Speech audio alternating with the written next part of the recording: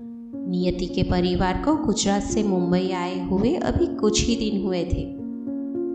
हमेशा चलती रहने वाली मुंबई की ये फास्ट लाइफ नियति को बहुत पसंद थी और सबसे ज़्यादा वो अपने नए घर को लेकर एक्साइटेड थी।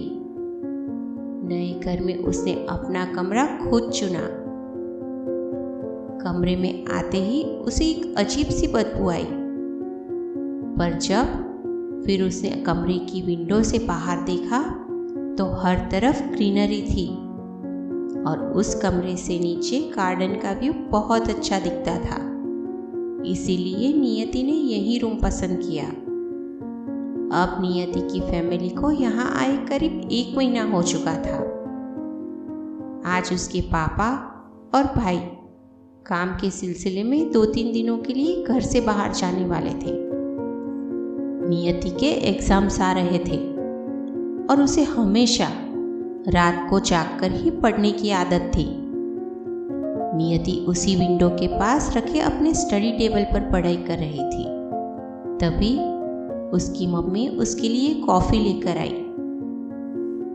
उन्होंने कॉफ़ी मग को टेबल पर रखा और वहाँ से चली गई। नियति बड़े ही ध्यान से अपनी पढ़ाई कर रही थी। तभी अचानक वो कॉफ़ी मग जोर से नीचे गिर गया। नियति को ऐसा लगा जैसे किसी ने जानबूझकर वो मग उठाया और फिर नीचे फेंक दिया और कमरे में फिर से वही बदबू आने लगी। नियति ने थोड़ी देर पढ़ाई की और फिर सोने चली गई। अगली रात नियति फिर से जब पढ़ाई कर रही थी तभी उसे लगा जैसे उसके कमरे के बाहर कोई चल रहा है। पहले तो उसने सोचा शायद मम्मी है। उसने आवाज़ भी लगाई, पर जब सामने से कोई जवाब नहीं आया तो उसने अपने कमरे का दरवाज़ा खोला, पर वहाँ कोई नहीं था। अब वो अपने कमरे की खिड़की के पास आकर खड़ी हो गई, जहाँ बहुत अच्छी ठंडी हवा चल रही थी। उसने अपनी आंखें बंद की और बस वहाँ खड़ी हो गई। तभी उसने बाहर की दीवार पर एक काला साया देखा, जो दीवार से सरकता हुआ उसी की तरफ आ रहा था और उसे फिर से वही बदबू आने लगी। वो बहुत डर चुकी थी। नियति जल्दी से फिर से सोने चली गई। दूसरे दिन उसने अपनी मम्मी को सारी बात बताई। उसकी मम्मी ने कहा, ये तेरा वहम है। पूरी रात जागकर पढ़ाई करोगी तो क्या होगा? बेटा थोड़ा जल्दी सो जाया करो।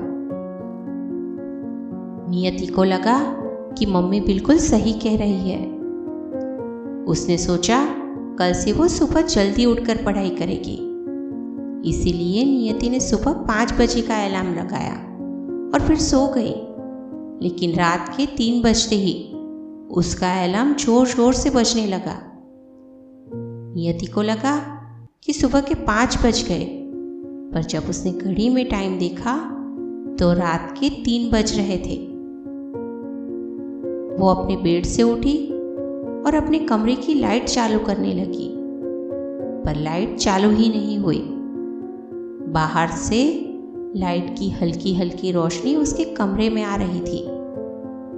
तभी उसे अपनी विंडो के बाहर किसी के पैरों की आहट सुनाई दी।